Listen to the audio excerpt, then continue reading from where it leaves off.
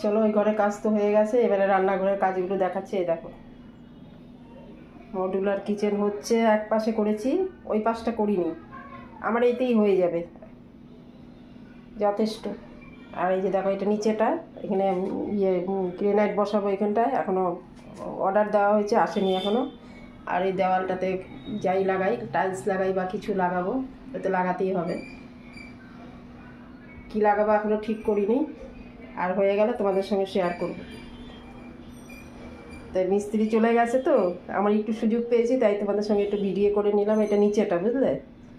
এখানে মাইক্রোওভেন টোভেন রাখবো, ইন্ডাকশান রাখবো, আর যা যা ব্যবহার করি প্রত্যেক দিন যা যা লাগে সেগুলো নিচের দিকে রাখবো ওই জায়গাটাতে।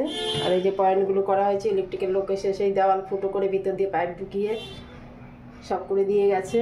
সেই যে আমার কি খাটুনি যাচ্ছে কি বলবো তোমাদেরকে, মানে আমার পরিত্রাহী অবস্থা, মনে যে কবে শেষ হবে, আর ভালো লাগছে না। আর এটা দেখো উপরটা এখনও শেষ হয়নি, মিস্ত্রির কাজ বাকি আছে, খুলতে বারণ করেছে, এই জন্য খুলিনি। বলছে একবারে কাজ শেষ হোক তারপরে খুলবেন। এটা উপরটা একটু হালকা কালারের দিয়েছি, বেশি রান্নাঘর তো বেশি কালার দিইনি এই জন্য।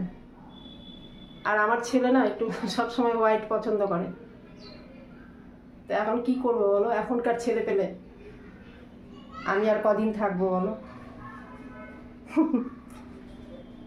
ওদের পছন্দই পছন্দ, আমার আর কি আছে? আমার তো জীবনের শেষ তো চলেই এসছে, আর কতদিন থাকবো আমি নিজেও জানি না।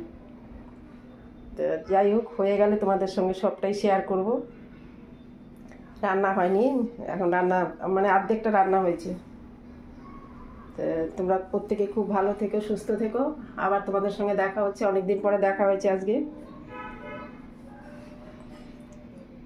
তা হয়ে যাক, তোমাদের সবটাই শেয়ার করবো তোমাদের সঙ্গে। ওই ঘরেরটা তো শেয়ার করেছি। চলো এখন রাখছি।